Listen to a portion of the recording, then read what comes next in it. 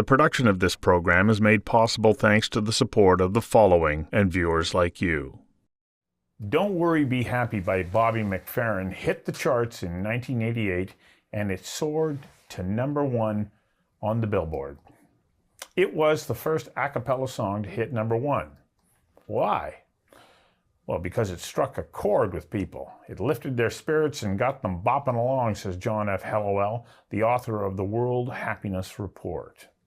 Hallowell says happiness is an enduring state of mind that consists of the capacity to experience pleasure on a daily basis, coupled with the ability to enrich one's own life and the lives of others. Generosity is one of the 6 elements of a happy life, Hallowell says. The others include a sense of purpose, a positive mindset, physical and financial well-being, along with positive relationships. The good news is, should you take the Oxford Happiness Questionnaire and not be happy with the outcome, it is within your power to make changes that can improve your happiness quotient. Hallowell says it starts with wanting to make a change, and that starts the process of rewiring your brain. A daily commitment to looking for the upside has huge upsides in mindset and health. I invited John F. Hallowell to join me for a conversation that matters about why happiness matters, not just in the moment, but over the course of your life. John, welcome. Good to be here. You are a very happy guy. I am a happy guy. How did you come to this? Because, when I started to do some of my research about focusing in on happiness, it hasn't been a part of kind of the course of human history. It really seems to be a recent push, and you're at the forefront of it. Well, I came into the field describing myself as Aristotle's research assistant, and he wasn't just yesterday. So happiness has been very central to thinking for millennia. 3 centuries ago, the leading philosophers who invented economics, Adam Smith and Malthus and others, had happiness as the fundamental thing that society should be designed to foster. Right. Jeremy Bentham right. thought that daily pleasures and pains was what you measured. They didn't have a measure until only this century or last century did people start focusing on, say, hey, it's possible to actually calibrate how happy people are. And when I saw that, I said, either this is really important or it's wrong. And all the data seem to suggest that these measures really work. You're right. It's not absolutely brand new, but it's even baked into the U.S. Constitution. Life, liberty, and the pursuit of happiness. It is. As a matter of fact, I think the United States is the only country that has it as one of its objectives. But it's not necessarily the happiest place on earth. It is certainly not. And I used to say, when people would say, look at those life, liberty, and pursuit of happiness, I said, you compare them with the Canadian peace, order, and good government. Peace, order, and good government are better recipes for happiness than to the pursuit of happiness. Because happiness is the result of a life well lived. To pursue happiness is not to find it. Why? What is it about saying, yes, I want to pursue happiness, that it then becomes antithetical? Well, it's very tricky. And it's one of the reasons why the commandment to love thy neighbor as thyself is right up top in all religions. It's because you need somebody else to advise you to do something that'll make you happy. Because if you do it knowing and intending for it to make you happy, it won't. Because you only get this proper feeling of doing the right thing if it's not for your own happiness, it's for the happiness of others. So the pursuit of happiness for others is the right way to define an objective. And that's why it belongs for a government. A government, like people, should be interested in the happiness of others, not themselves. The happiness you get yourself is just a bonus. If it's the objective, it doesn't mean so much for you. It's a little bit like when somebody does something for you and you offer them a cash reward. But they found this with wallet dropping experiments. People are insulted. They say, I'm not doing this for the money. And so I'm not doing this to be nice to you. I'm not doing it to make me happy. I'm doing it to make you happy. Well, that goes back to tis better to give than receive. Absolutely. Well, because whenever I think of that statement, it's, well, when I'm giving, I feel good about myself because I'm giving to you. And I want you to experience success or your own happiness. It's the reward in itself, isn't it? It is the only reward. And to tell people that it will make them happy is a problem. Because if they then think they're going to do it because it's making them happy, it won't. Because they start questioning their own motives. I'm being selfish. You have to say, ignore that. Think about if you weren't doing this really nice thing for other people, they'd be less happy. They'd be less likely to go on and do the same thing, pass it forward to others. So you're making the world a better place if you stop helping them. Just accept the fact that it makes you happier as a bonus. It's not your motive, it's a bonus. The production of this program is made possible thanks to the support of the following and viewers like you. It's also another statement. If I'm in a position to be able to help someone else, well, then I must be okay in my own life because I couldn't help someone if I'm suffering or if I don't have. It gets harder. I love the way that you're reacting to that, going, I don't know that I buy that.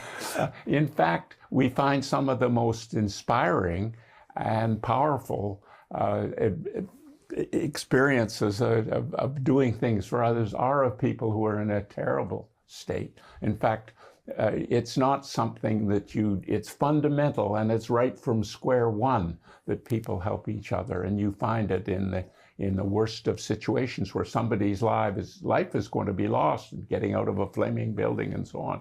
Much more than people think. Mm-hmm. People will rush in to help others, even at the cost of their own life. And so that's somebody who is really badly off. And it's a nicely wired part of human nature that's not celebrated enough, is how much people are willing to give up of themselves to help others. When we were off camera, you talked about almost the preset in our thinking, which is towards negativity. Is that there for evolutionary purposes, like because we need to be on guard? There is a field of evolutionary psychology that goes into these things. It is fundamental enough, and it's linked to what our colleague Danny Kahneman called the fast brain. It's the immediate response to danger, the snakes, etc. Which can be life-saving. Which can be life-saving. And when that kind of threat was predominant and the ability to focus on it and react to it was fundamental, then that was where it was. And it is baked in there, but it's taken to extremes. And so you find people having their focus, and it's true in the media as well, of course. If it bleeds, it leads. The idea is that people's attention are drawn to bad news stories, and then they remember them more as well. They're drawn to them, they remember them more. That it's a focusing that the smart, slow brain that we've evolved in more recent periods of history takes a longer view. And that's the social part of the brain. And so people are now have become more connected with other people, more able to handle social connections, make something of them, invest in them. And in the process of that, it's important to not let the negativity bias take over what we think and how we act, because it's bad for everybody else when that happens. Is there a point in a person's life where happiness starts to creep in and can be and becomes sort of the dominant view or mindset? Well, there's a psychologist named Carstensen who about 30 years ago started studying the fact, I mean, after all, until recently, in most countries, there's been a U-shape in happiness. You start off happy when you're young, and then midlife tensions and so on, you get less happy, and then you get happier later on. And that's a bit of a puzzle, because we know there's a strong link between physical health and happiness. Physical health, by people's own assessments, gets steadily worse as the decades drift by. The actual extent of people's social connections, the actual you count them sort of thing, does start to drop off once people are out of the workplace and so on. But yet people are getting happier. So what's happening? Because those two things are fundamental for happiness. And the answer is people learn what she called a positivity effect took place. And it's just what you were describing in the introduction, that it's a question of not paying attention to bad things, but paying due attention to them, learning what needs to be learned, and then you put the bad things in the drawer and you close the drawer. The drawer you put things out for cherishing is the drawer with the good memories in it. So you start getting a better balance in what you remember, because you remember you started with this negativity bias. So you need quite a lot of positivity to offset that before you become factually based, right? I mean, people start getting nervous about this positivity effect. They say, wait a minute, if I just say, oh, what me worry, I'm going to walk out in front of a bus. And that's not a smart way to do things. So you have to be positive to a right degree. In other words, trust is where a lot of this comes into play. You know, got a decline in public trust levels far beyond what the situation justifies. So then the question is, what is the right level of trust? And that's why we use these wallet questions so much, because we actually can drop wallets, and it's been done all around the world, to find out how honest and helpful people are. I mean, it's a lovely measure of how generous people are to take time out of their lives to pick up a lost wallet and try and find the person. We know they're not doing it for a reward. They'll almost always turn the reward down. Right. They're doing it because they want to help others. And the actual return of lost wallets is twice as high as people think it is. Wow. So that tells you that and even among older people who have this positivity effect creeping in, even they don't realize that other people are as generous as they are. So we haven't yet got the positivity effect sufficiently powered up. And that's what a lot of these things you talked about in the introduction are for. Well, as you're sharing that point, I found myself thinking about Viktor Frankl's work, Man's Search for Meaning. And in there's a very powerful thing that he says. It's not what happens to you, it's how you choose to respond. And I used to think, yeah, that's, Mr. Frankl, I agree, but man, that's hard. But over time, like to your point, over time, I now see things that happen that I go, I don't like the outcome. I don't like what's happening right at the moment. But I have now developed a little bit of a knee-jerk response to say, well, you never know when you're having bad luck, or good luck, I'm sorry. You never know when you're having good luck. Because even if something is going in a direction that you don't want, it's like, okay, but it opens up opportunities to something else. And there may be something positive there. Yeah. And I realize that may sound like a bit of a naive statement, because there could be tragic things that there may not be anything positive, but you don't know. And I think having that open mind helps to get through tough situations, but I think leads to a much better state of mind in the long run. I think, like a lot of bits of wisdom, resilience of that sort is a skill that you're probably not born with it. But if you're surrounded by the right people and make the right decisions yourself, you acquire it.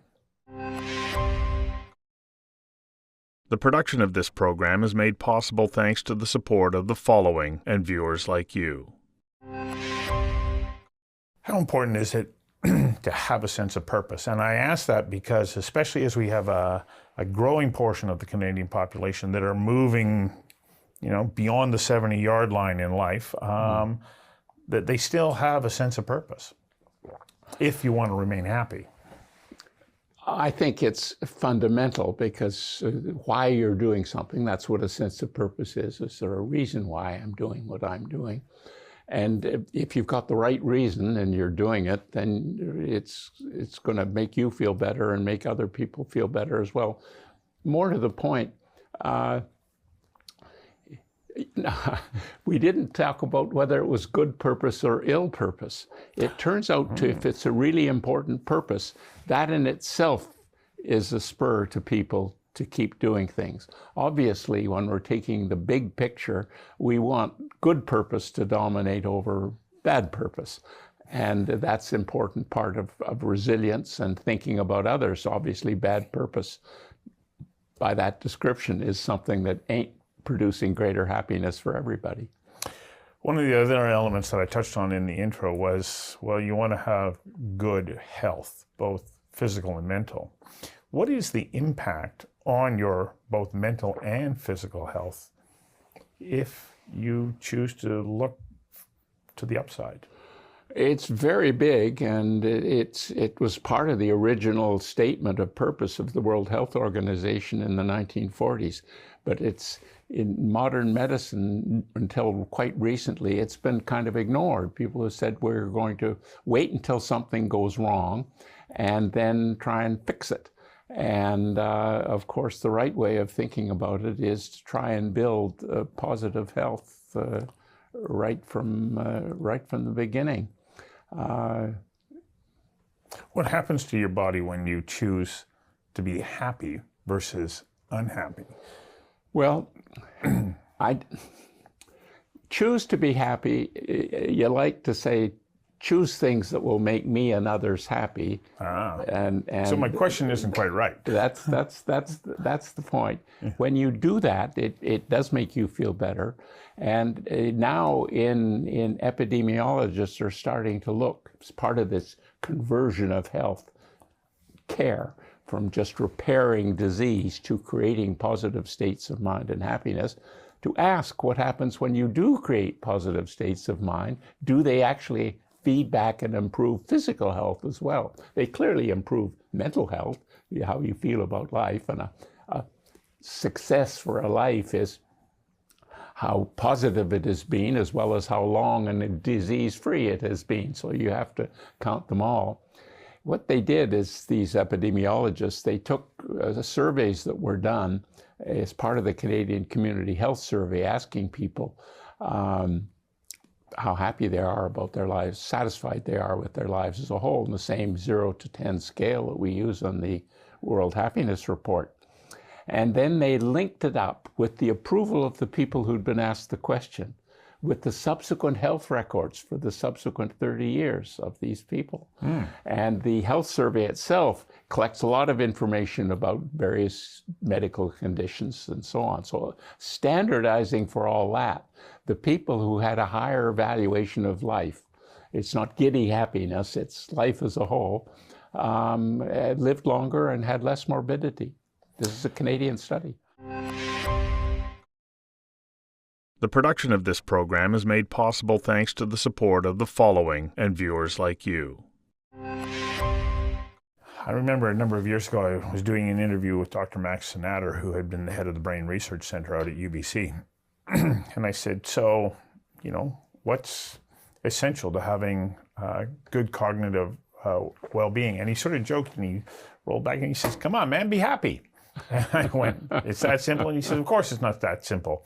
He said, but we know for certain that being in a positive mindset has a positive impact on your body. And this was even before they had demonstrated that there is a physical connection between your brain and your immune system. And so mindset has a direct impact on your ability to ward off those things that are out to get you. Absolutely. There's so many dimensions in which that is now being studied and shown to be the case. So you also talk about relationships. A lot of people can be in relationships and they might be unhappy relationships. But it's still about that ability to be connected to other human beings. Well, and another way of putting it is there's a resilience and a point of view with relationships. If you go into every meeting, whether it's in traffic or in the street, saying, I'm going to make someone else happy rather than I'm just going to get by this other person who's in the way. In other words, if you look at someone in the street whom you don't know, it's not a stranger who can be threatening. It's simply a friend you haven't met yet. You respond very differently. And people, it feeds back very quickly. So if you enter with that purpose into a store, into anything, with a positive mindset about that relationship, the odds are 99 to 1 that it's going to turn out better for everybody than if you'd gone in either neutral or expecting the other person to be negatively inclined to you. So I want to talk to you about this concept. I hear a lot of people running around saying, oh, I'm grateful, I'm grateful, I'm grateful. Is that connected to happiness, or I don't know. There's a skill in there too. I mean, think about the number of times when somebody, in a way that you really understood and appreciated, and thanked you for something you had done for them or for somebody else. That's in direct relationship to somebody else. Yes, but it can be thanking what you did to save the world, or I mean, it could be anything. But showing that gratitude, I'm sure it meant a lot for you. Mm-hmm. Well, then suppose you're trying to develop habits of life that, you got a sort of list of things I'm going to do. And some of the people who study this and write books for airport sale about what you can do to make a better life, almost always in that list is not just feel gratitude, but express it. Because the gratitude you feel and don't communicate doesn't really have anything like the power of actually telling people. So it's one of those little mantras to have on the fridge, is to say, who is it that I admire or has done something good for me and I haven't told them yet? And so you just make it a point of saying, I'm going to write to X who was important to me at some time and say thank you. I remember listening to a fabulous interview many, many years ago with Peter Zosky on Morningside on CBC. And he was interviewing a woman who was talking about the power of saying thank you. Mm-hmm. And Zosky said, well, okay, how powerful is it? She said, spend a day and don't say thank you and see what the response is. And it's true. When you thank someone, you are sharing in that happiness. Absolutely. And on that note, I want to say thank you for coming in and sharing some insights about living a happy life. My pleasure talking with you. You've obviously learned the lessons. Working on it. Thank you very much.